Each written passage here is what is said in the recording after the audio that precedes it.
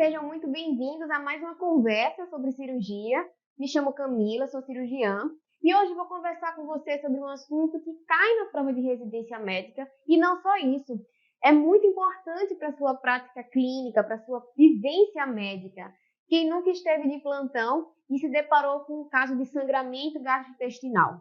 Então vamos resumir aqui agora o que tem de mais importante e de mais atual sobre o manejo do sangramento gastrointestinal e sendo mais específica sobre o sangramento obscuro. Primeira coisa, saiba que existem duas denominações.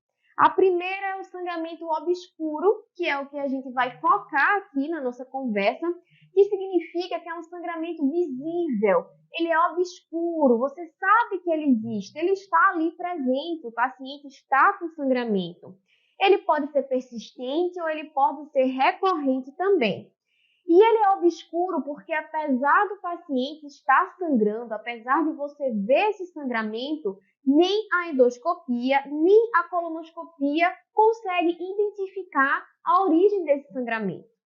E, por outro lado, a gente tem o sangramento oculto, que já é outra situação. É aquele paciente que chega para você com sintomas de anemia ferropriva, por exemplo, que não tem nenhum sangramento, mas que ele tem sintomas, ele tem astenia. A gente pede um exame laboratorial, vem ali um HB de 6, e ninguém nunca viu esse paciente sangrando, ele nunca viu fezes escurecidas, ele nunca teve nenhum sangramento. Esse é o sangramento oculto. Então, como te falei, não há nenhuma evidência de sangramento visível.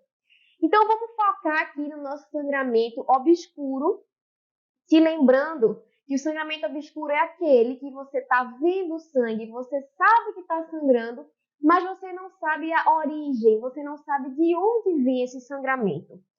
E na grande maioria dos casos, esse sangramento obscuro, na verdade, ele é um sangramento que vem do intestino delgado, porque não é uma região fácil de a gente estudar. Pensa comigo, se for um sangramento mais alto, ali de esôfago, de estômago, a endoscopia digestiva alta, ela é maravilhosa. A gente consegue visualizar bem essas estruturas. E se for um sangramento mais baixo, se for um sangramento colônico, a gente faz uma colonoscopia e a gente consegue sim identificar a causa desse sangramento. Então, já no intestino delgado, não é tão simples de você investigar esse intestino, né? É meio longo, as alças são mais finas e a gente não tem equipamentos tão eficazes, pelo menos não tinha equipamentos tão eficazes como a boa e velha endoscopia e colonoscopia, para identificar bem a origem desses sangramentos no intestino delgado. Então, na verdade, as literaturas atuais, elas dizem que para você dizer que um sangramento realmente é um sangramento obscuro, quando você já avaliou todo o trânsito gastrointestinal e não achou o local. Então, não é correto de você fazer uma colonoscopia que identificou o cólon, você fazer uma endoscopia que identificou lá aquela região de estômago, não achar sangramento e classificar como sangramento obscuro. Você só pode classificar como sangramento obscuro se você já investigou todo o trânsito gastrointestinal, inclusive o intestino delgado. Aí, se você identificou, se você investigou estômago, intestino delgado, cólon, reto e não achou nada, aí sim é um sangramento obscuro. Lembra isso e leva para a tua prova. E o sangramento obscuro, ele pode ele pode se mostrar de várias formas. Pode ser melena, pode ser hematoquesia e até hematêmese também. Então, cuidado!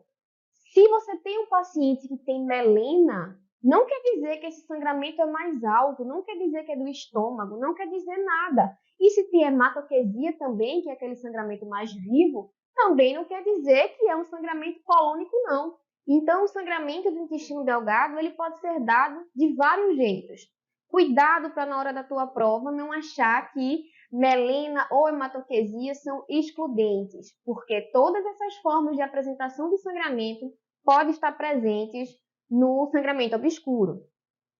Então, como é que a gente maneja esse paciente? Esse paciente que chegou para você aí, na sua prova ou na sua vivência médica, que está sangrando, que está com melena ou está com hematoquesia, e você fez endoscopia, você fez colonoscopia, não achou a origem do sangramento, e agora? Como proceder?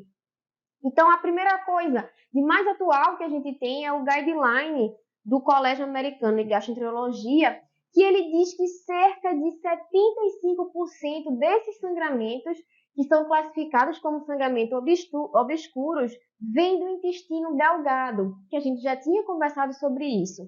E também cerca de 5 a 10% desses pacientes vão continuar com a fonte do sangramento sem ser identificada. Então, esse paciente que não tem uma origem de sangramento diagnosticada, 5 a 10% vão continuar mesmo sem ter identificação desse sangramento, mesmo quando a gente faça cápsula endoscópica, faça enteroscopia, faça cintilografia, nem todo paciente vai ter esse diagnóstico de origem de sangramento garantido.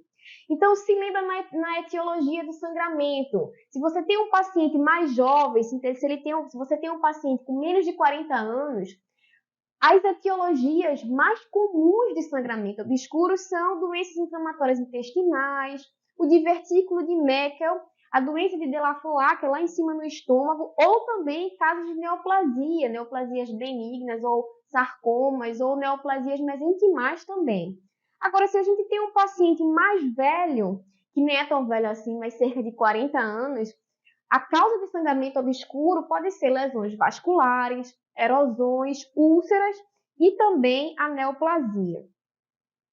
Então, seguindo aqui no nosso raciocínio, a primeira coisa que você vai fazer com o paciente que chega com sangramento obscuro é colher uma boa história e fazer um exame físico. Porque se você pensa na etiologia, você vai pensar na história, você vai ver se já teve história de sangramento, vai investigar sintomas desde neoplasia, você vai fazer um exame físico, vai fazer um toque retal. Então, conversar com esse paciente, ver se tem algum caso na família de neoplasia, se esse paciente já teve sangramento antes, se é a primeira vez.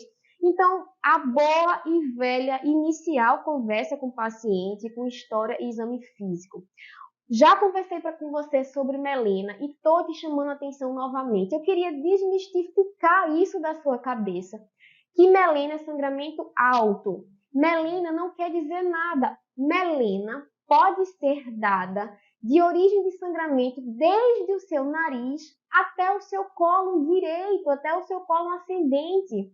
Então, veja, do nariz até o colo direito, até o colo ascendente, existe um grande caminho.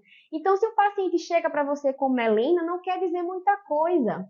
Você não pode pegar esse termo, o paciente está com melena, então sangramento alto. Cuidado! Colo direito também com sangramento pode dar melena. E eu queria deixar isso bem claro para você, não cair em pegadinha besta de prova. A segunda coisa que você tem que fazer diante desse paciente que você está investigando o sangramento obscuro é identificar a estabilidade hemodinâmica. Claro, porque se o paciente está estável hemodinamicamente, eu vou seguir um caminho, e se esse paciente está instável hemodinamicamente, eu vou seguir outro caminho. E a primeira coisa é, sangramento obscuro, fez endoscopia, fez colonoscopia, não achou o sangramento, você pode repetir esse exame inicialmente. Então, vamos resumir aqui. Primeiro passo, caiu uma questão de prova. O paciente fez endoscopia, fez colonoscopia, não foi identificado sangramento nenhum. A primeira coisa que você faz é repetir a endoscopia e a colonoscopia. Principalmente se na tua questão de prova não tiver escrito assim bem explícito que o exame foi eficaz, que o exame teve uma boa visualização. Se tiver dizendo que tinha muito sangramento, que o colonoscopista e o endoscopista não conseguiu identificar direito, que estava ruim de visualizar, aí sim você vai marcar na alternativa, você vai escrever lá que o primeiro passo é repetir esses exames, repetir a colonoscopia e repetir a endoscopia digestiva. Agora eu vou te mostrar aqui o ponto mais alto dessa nossa conversa, que é a videocápsula endoscópica. Já é estabelecida aí nas principais referências, nas referências mais atuais, que ele é o que tem mais acurácia, é o mais importante na investigação do sangramento obscuro.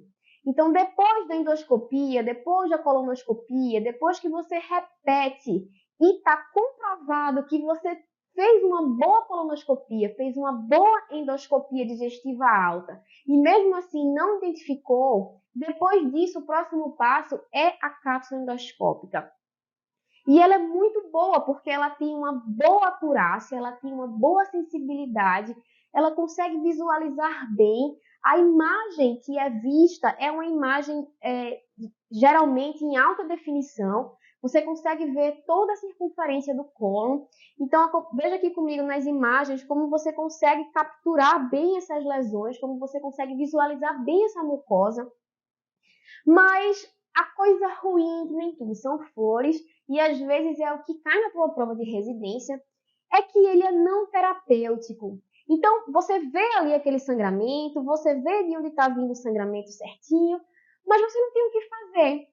Então, depois disso, geralmente depois da cápsula, você tem que tomar alguma medida, ou fazer uma arteriografia, ou fazer uma enteroscopia, para poder resolver esse problema. Mas, para a identificação de sangramento, para saber onde está sangrando, é um excelente exame. Lembra comigo que ele tem alguma contraindicação, porque imagina comigo, o que é que o paciente precisa para fazer esse exame da videocápsula? Primeiro, ele precisa engolir a cápsula. E nem todo paciente tem condições de deglutir. Então, primeira contraindicação, paciente que não consegue deglutir por qualquer motivo, paciente que tem alguma disfunção neurológica, pacientes idosos, alguma coisa, não consegue deglutir, ele não vai conseguir deglutir a cápsula endoscópica. Então, ele tem uma contraindicação a esse método. Outra coisa que algumas literaturas falam são mulheres gestantes. Não é muito bem estabelecido, 100%, mas alguns autores falam que mulheres grávidas não têm indicação de fazer cápsula endoscópica. Mas a grande contraindicação, que se cair na tua prova, vai estar lá perguntando sobre, é a obstrução do trânsito gastrointestinal. Seja mecânica, seja funcional. Porque pensa comigo, depois que você engole essa cápsula endoscópica, essa cápsula vai passear, transitar por todo o seu trânsito gastrointestinal. E se você tem uma obstrução, se você tem aderência, se você tem brida, essa cápsula vai se impactar e você vai ter um problema. Então, dica aqui de prova do médico residente. Se tem lá na tua prova um paciente que ele vai descrever que é um paciente que já foi submetido a várias cirurgias abdominais, vai tentar te induzir que esse paciente tem brida, que tem aderência, que tem obstruções intestinais aí, vira e mexe. Ele está tentando te dizer que não é um paciente ideal para fazer investigação com cápsula endoscópica. Então vamos seguir. A outra coisa que a gente tem, um outro método que a gente tem é a boa e velha enteroscopia. Então a endoscopia digestiva alta vai ver ali o teu estômago, o teu esôfago, aquelas primeiras porções do duodeno, e a colonoscopia vai ver teu reto, vai chegar ali na válvula ileocecal. E existe a enteroscopia, que é quando você vai visualizar com o endoscópio, com um exame endoscópico, o intestino como um todo.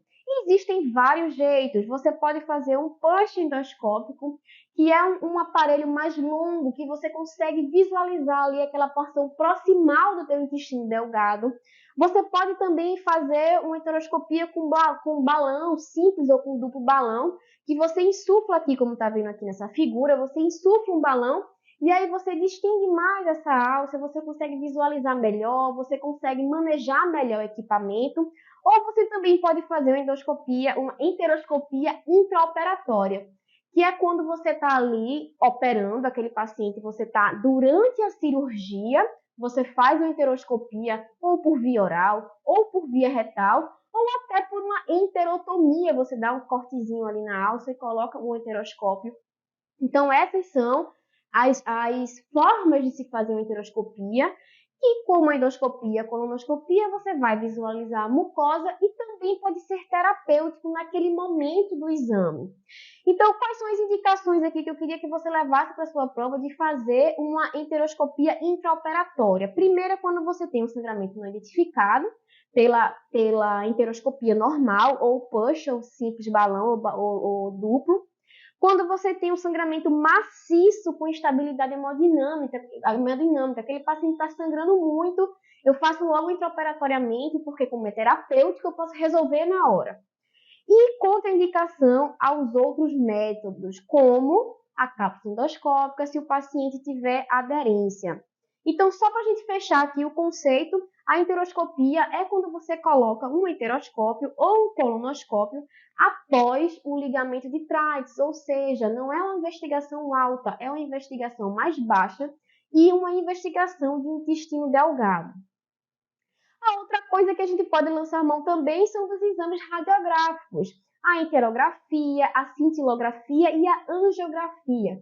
Lembra que a cintilografia ela é um exame excelente, ela tem uma acurácia maravilhosa, mas você precisa ter uma taxa de sangramento ali entre 0,1 e 0,5 milímetros por minuto para que ela identifique esse sangramento.